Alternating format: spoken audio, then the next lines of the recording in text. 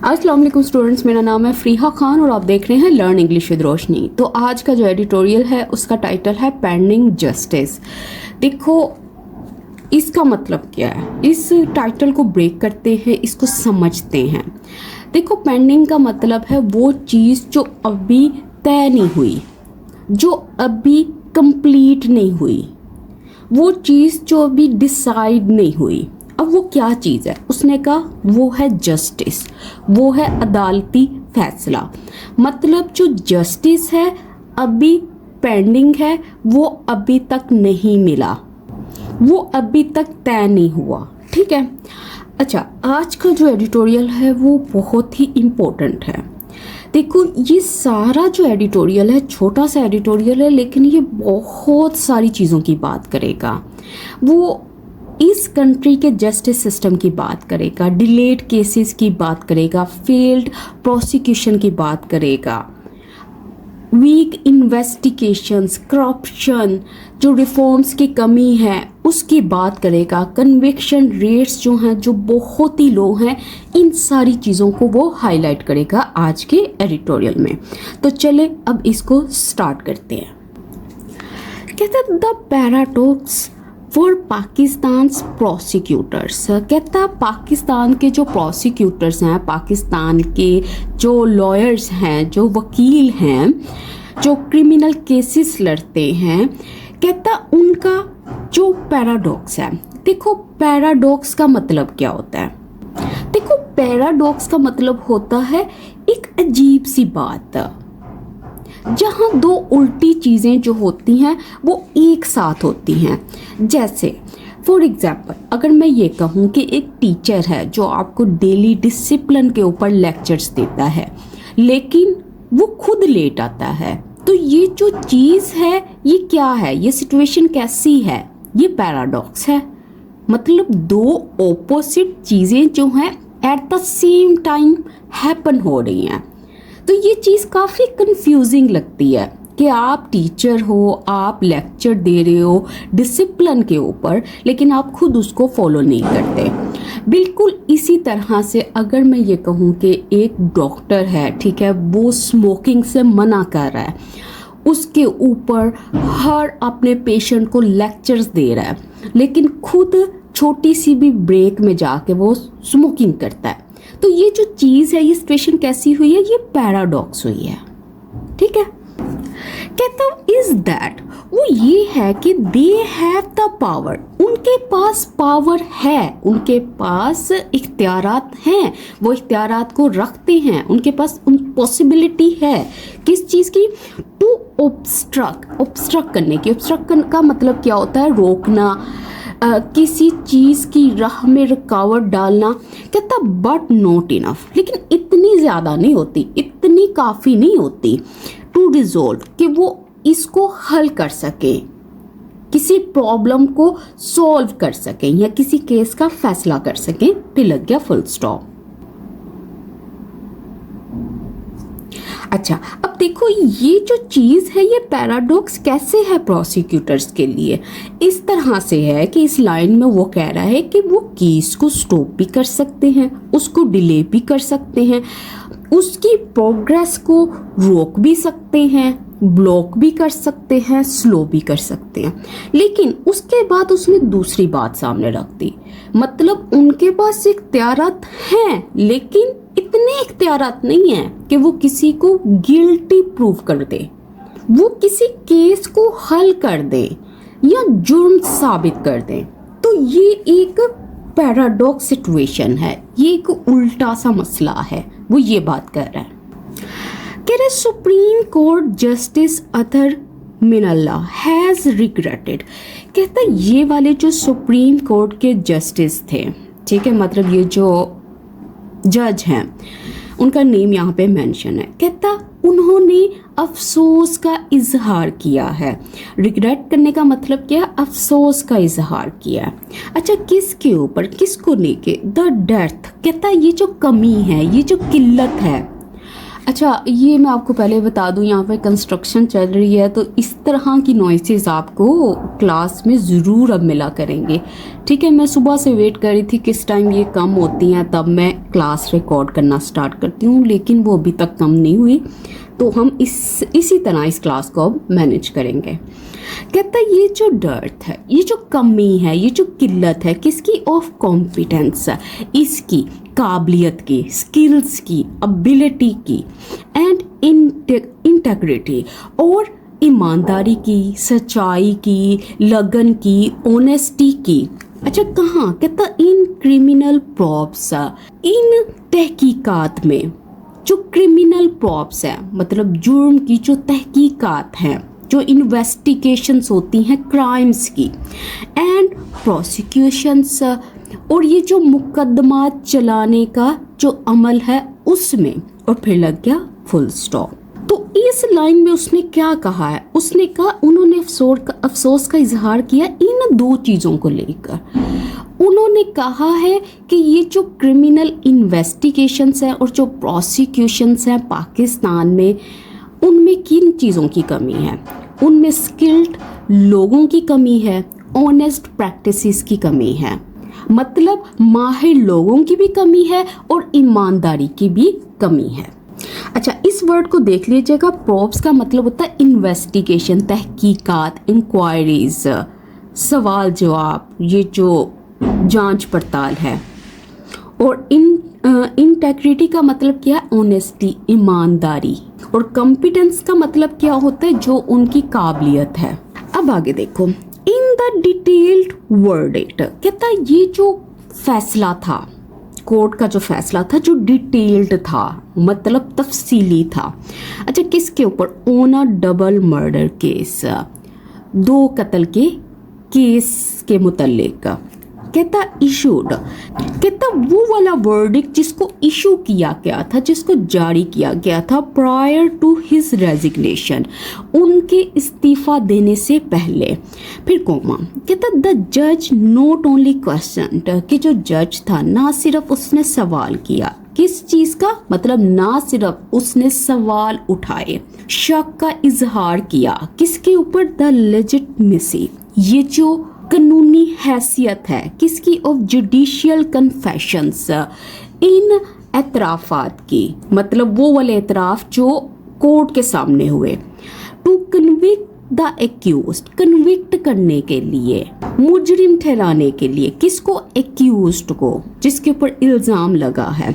But also held that, लेकिन कहता उन्होंने ये भी हेल्ड किया, उन्होंने ये भी करार दिया, ये भी फैसला दिया, ये भी डिक्लेयर किया, क्या, दैट ये कि appellants are entitled to the benefit of doubt, कि ये वाले जो लोग हैं मतलब अपील करने वाले जो अफराद हैं, आर एंटाइटल, वो हकदार हैं, वो डिजर्व करते हैं, किसको, द बेनिफिट ऑफ डाउट, इस चीज को, और फिर लग गया फुल स्टॉप।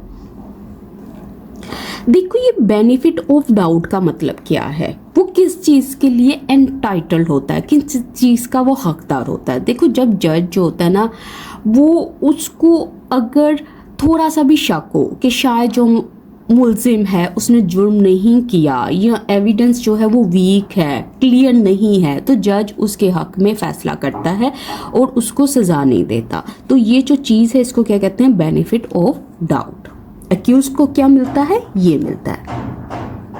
देखो ये वाला जो सेंटेंस है ना, ये असल में और भी चीज़ों को हाईलाइट कर रहा है। ये बता रहा है कि किस तरह से जो इतने सीरियस केसेस में भी जो इन्वेस्टिगेशन है वो वीक है।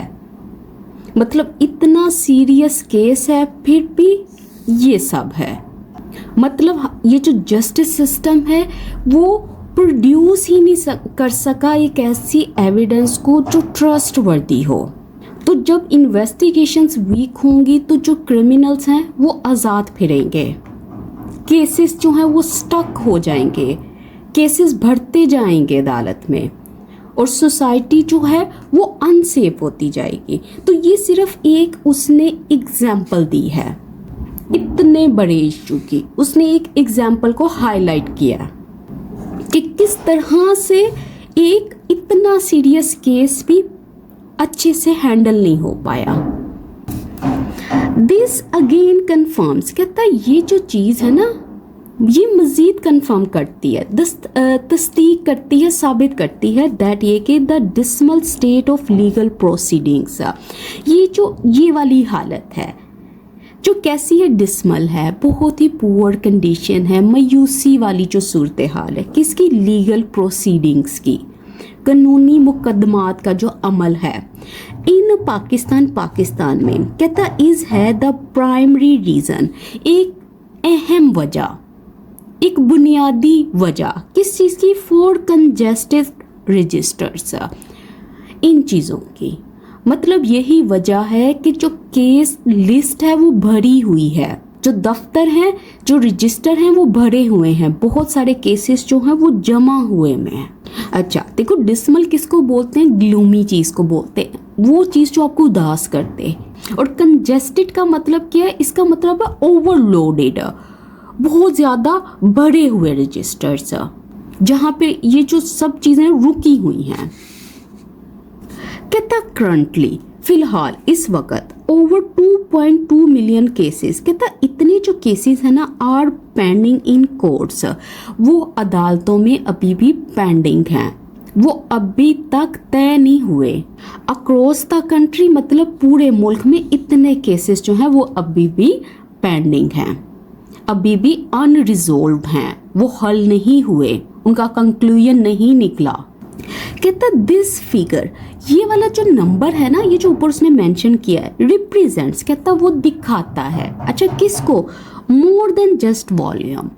कहता वॉल्यूम मतलब तादाद, मिकदार, क्वांटिटी, कहता इससे ज्यादा चीजों को दिखाता है, ये सिर्फ नंबर नहीं बता रहा, ये और भी चीजों को हाईलाइट कर रहा है, ये और भी ज्यादा गहराई दिखाता है। कहता इट इज अ रिफ्लेक्शन, कहता ये असल में रिफ्लेक्शन है, अक्स है, किस चीज का, ऑफ डिस्प्यूट्स, उन झगड़ों का, उन इख्तलाफात का, कहता हेल्ड होस्टेज, कहता जो कैद हुए हैं, जो ट्रैप हुए हैं, जो फंसे हुए हैं, रुके हुए हैं, किसके लिए, किस वजह से, कहता टू अनसर्टेनिटी, कहता ये जो अनसर्टेनिटी है, ये जो कन्फ्यूजन है, ये जो गैर वाज़िया सूरत हाल है, अच्छा किसकी वजह से, कहता ड्यू टू इनएफिशिएंसी, इनकी वजह से, नाअहलियत की वजह से, कमज़ोरियों की वजह से, at the lower levels of the justice system. अच्छा कहाँ पे, उसने कहा ये जो लोअर लेवल है, ये जो निचले दर्जे पर, निचली अदालतों में, उस जस्टिस सिस्टम की बात कर रहा है, उस अदालती निज़ाम की बात कर रहा है। एंड मिसिंग स्ट्रक्चरल रिफॉर्म्स, और कहता है ये जो चीज़ें हैं ये मौजूद नहीं है, ये गायब हैं, ये एब्सेंट हैं। कौन से, ये वाले रिफॉर्म्स, ये वाली तब्दीलियाँ जो स्ट्रक्चरल हैं, जो निज़ामी हैं, जो बेसिक हैं। तो देखो इस लाइन में उसने क्या बात की है, इसने बताया जो लोअर कोर्ट्स हैं वो बहुत स्लोली वर्क कर रही हैं, जो जस्टिस सिस्टम है उसमें इम्प्रूवमेंट नहीं हुई, उसको इम्प्रूव नहीं किया गया, वहाँ पे ये रिफॉर्म्स नहीं आए, उसको फिक्स नहीं किया गया, और यही रीज़न है जो केसेस हैं अभी तक ट्रैप्ड हैं इस कन्फ्यूजन में, इस डिले में, अनसर्टेनिटी में। कह रहा we can not continue with this dysfunction, कि हम कंटिन्यू नहीं कर सकते, हम चल नहीं सकते इस डिसफंक्शन के साथ, इस बिगड़े हुए निज़ाम के साथ। डिसफंक्शन का मतलब क्या, ये जो फेलियर है, ये जो नाकामी है, ये जो सही तरह काम ना करना है, ये जो डिसऑर्डर है। कह रहे द प्रोसिक्यूशंस फेलियर, कहता इनकी जो फेलियर होती है, मतलब ये जो स्टेट के जो लॉयर्स हैं जो अपने काम को अच्छे से नहीं करते, इनकी जो नाकामियां हैं, कहता सेट्स द गिल्टी फ्री, कहता वो आज़ाद कर देते हैं, आज़ाद छोड़ देते हैं, किसको, गिल्टी को, मुजरिम को, जुर्म करने वाले को, to the detriment of society, कहता नुकसान पहुंचाते हुए, हार्म पहुंचाते हुए, डैमेज पहुंचाते हुए सोसाइटी को, और फिर लग गया फुल स्टॉप। रेजोल्यूट एक्शन कहता है ये जो पुख्ता और मजबूत फैसले हैं, टू इस्टेब्लिश कायम करने के, तश्कील देने के, अ जुडिशियल सिस्टम एक अदालती निज़ाम को, दैट सर्व सिटीजन्स जो कि शहरियों की खिदमत करता है, सर्व करता है, सर्व करना मतलब खिदमत करता है, विदाउट डिस्क्रिमिनेशन बगैर अनफेयरनेस के, मतलब सबको इक्वली ट्रीट करता है, किसी की तरफदारी नहीं करता।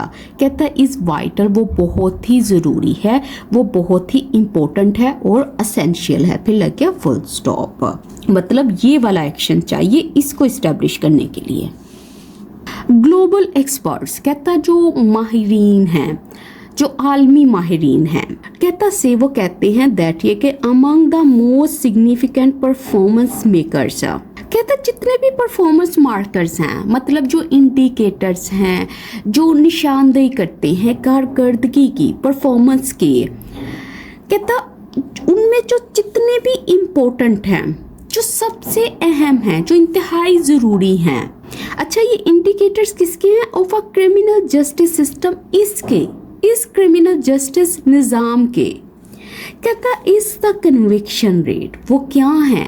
वो ये वाला कन्विक्शन रेट है, मतलब कितने मुलजिमों को सजा मिली है। कहता जितने भी इंटरनेशनल एक्सपर्ट हैं वो कहते हैं कि जितने भी वेज हैं, जितने भी इंडिकेटर्स हैं, मार्कर्स हैं, ये वाली चीज़ को देखने के लिए कि कंट्री का जो जस्टिस सिस्टम है वो कितना अच्छा है, तो आपने एक चीज़ को देखना है कि वहाँ में कितने क्रिमिनल्स जो हैं वो प्रूवन गिल्टी हुए हैं, कितनों को सजा मिली है, कितने जुर्म साबित हुए हैं। अब आगे देखो कन्विक्शन रेट क्या होता है? इसका मतलब है कोर्ट में जितने भी केसेस आए थे, जितने भी लोग आए थे, उनमें से कितने लोगों का जो जुर्म है वो साबित हुआ है और कितनों को सजा मिली है, ये कन्विक्शन रेट है। कहता दिस रूलिंग, कहता ये जो फैसला है, ये जो अदालती हुक्म है, is not the first two point out, कहता ये पहला नहीं है, ये पहली बार नहीं है, ये कोई नया नहीं है कि पॉइंट आउट करे, इशारा करे, नुमाया करे, निशानदेही करे। हाउ द प्रोसिक्यूशंस इनएबिलिटी, कि किस तरह से ये जो रियासती वकील हैं उनकी जो नाअहली है, इनका जो फेलियर है टू इस्टेब्लिश गिल्ट, जुर्म साबित करने में। कहता इम्पीड्स, वो रोकता है, वो रुकावट पैदा करता है prevention and control of crime, इन चीज़ों में, मतलब जुर्म की रोकथाम और दूसरी जो इसको कंट्रोल करना है इस चीज़ में। तो असल में कहना क्या चाह रहा है कि अगर जो गिल्टी लोग हैं अगर वो बच जाते हैं तो इससे क्या होगा, क्राइम जो है वो बढ़ता जाता है। कंप्लेसेंसी, कहता ये वाली जो चीज़ है, ये जो गफलत है, कहता इज नॉट एन ऑप्शन, कहता ये ऑप्शन नहीं है, ये कबूल नहीं है, इसको एक्सेप्ट नहीं कर सकते आप, इसकी इजाज़त नहीं है। As wrongful acquittals foster impunity, कहता जो wrongful acquittals होते हैं, मतलब जो गलत तौर पर बरी कर देना है, कहता ये चीज़ फोस्टर करती है, ये चीज़ बढ़ावा देती है, स्ट्रॉन्ग करती है, इंक्रीज करती है किसको? इम्प्यूनिटी को, सजा से ये जो बचना है, ये जो बरी होना है, ये जो फ्री होकर घूमना है, इस चीज़ को इरोड पब्लिक ट्रस्ट, कहता है ये जो पब्लिक आवाम का जो भरोसा है उसको कमज़ोर करती है। एंड स्टाइफल इकोनॉमिक प्रोग्रेस, और गला घोट देती है, रोक देती है, दबा देती है मुआशी प्रोग्रेस को, इस तरक्की को, माशी तरक्की को। कहता एज क्योंकि investment stay away from unsafe societies, कहता जो इन्वेस्टमेंट्स होती हैं, जो सरमायाकारी होती है, वो स्टे अवे करती है, वो दूर रहती है किससे? उन सोसाइटी से जो अनसेफ होती हैं, जो आप समझ लो गैर महफूज होती हैं, गैर महफूज मुआशरे से वो दूर रहती हैं। कहता बिसाइड्स, इसके अलावा करप्शन के इन पुलिस, यहाँ पे कहता the judiciary and bureaucracy ensures, कहता जो अदलिया है, जो ब्यूरोक्रेसी है, कहता वो पक्का करती है फ्रीडम को, आज़ादी को, फॉर द परपिट्रेटर्स, इनके लिए, मतलब परपिट्रेटर्स को किसको बोलते हैं? जुर्म करने वाले लोगों को। तो देखो इसने इस चीज़ को हाईलाइट किया है कि ये चीज़ जो है इन जगहों पे जो है, तो ये चीज़ें क्या करती हैं? इस चीज़ को इंश्योर कर देती हैं, मतलब जो जुर्म करने वाले लोग हैं वो आसानी से बच जाते हैं, उन्हें सजा नहीं मिलती। कह रहे अब ये वाली चीज करो, ये वाला काम करो, इससे कन्विक्शन रेट्स जो हैं वो बढ़ेंगे। कहता ओनली ऑटोनॉमी, कहता सिर्फ और सिर्फ खुद मुख्तारी, इख्तियारात, इंडिपेंडेंस, डेटा बैंक्स, कहता मालूमाती मतलब ये जो डेटा है इसको रिकॉर्ड करने का जो निज़ाम है, कहता ट्रेनिंग, तरबियत, अपग्रेडेड फोरेंसिक डिपार्टमेंट्स, कहता ऐसे फोरेंसिक डिपार्टमेंट्स जो अपग्रेडेड हों, जो बेहतर किए गए हों, जिनमें इम्प्रूवमेंट लाई गई हो, एंड इम्प्रूव्ड इंसेंटिव्स, और ज़्यादा बेहतर फ़ायदे पहुंचाना, बेहतर हौसला अफजाई करना, मतलब अच्छी सैलरीज, अच्छे रिवार्ड्स, ये सारी चीज़ें किसके लिए? फॉर स्टेट प्रोसिक्यूटर्स, रियासती वकीलों के लिए। कहता विल इम्प्रूव कन्विक्शन रेट्स, कहता ये वाली जो चीज़ है ये बेहतर करेगी कन्विक्शन रेट्स को, एंड फिक्स द क्राइसिस, और ये जो संगीन सूरत हाल है इसको ठीक करेगी, इसको फिक्स करेगी, इसको दुरुस्त करेगी। Penalties should also be imposed on parties, कहता जो सजाएं हैं वो भी इम्पोज करनी चाहिए, लागू करनी चाहिए, नाफिज की जानी चाहिए, लगाई जानी चाहिए। किसके ऊपर? पार्टीज के ऊपर, अफराद के ऊपर। अच्छा, किन पार्टीज के ऊपर? कहता कॉजिंग नीडलेस डिलेज, कहता जो पैदा करने वाले हैं, कॉज करने वाले हैं ऐसे डिलेज को जो नीडलेस हैं, जो अननेसेसरी हैं, जो बगैर वजह के हैं। किस लिए? टू लिमिट पेंडेंसी, ताकि वो लिमिट कर सकें, कंट्रोल कर सकें, महदूद कर सकें इस चीज़ को। जो अदालत में ये जो हैंग हुए केसेस हैं जिनका अभी कोई फैसला नहीं हुआ, उस चीज़ को।